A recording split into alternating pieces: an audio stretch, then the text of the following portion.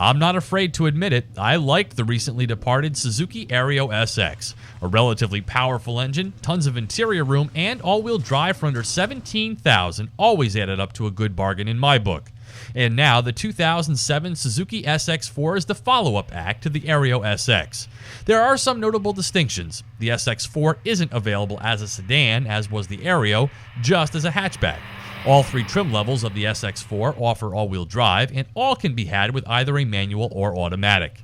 The SX4 isn't as large as the Aerio, losing 2 feet of passenger and 2 feet of cargo volume. And even though the SX4 gets a smaller, less powerful engine made into a 5-speed manual in this case, the Aerio netted slightly better fuel economy.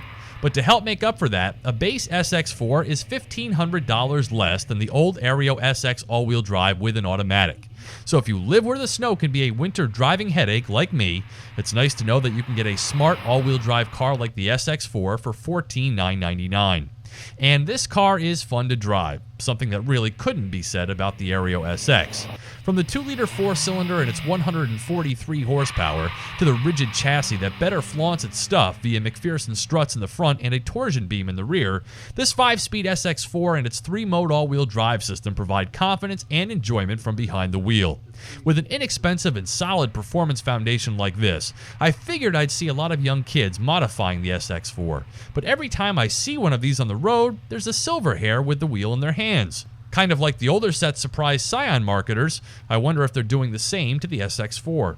Back to this cool all-wheel drive system, this switch on the console allows you to use the SX4 as a front drive car, a regular all-wheel drive car where torque is distributed rearward when slippery conditions demand, or as a 4-wheel drive car when you lock the electronically controlled coupling, which keeps 30 to 50% of the power at the rear wheels for traction in deep snow or mud.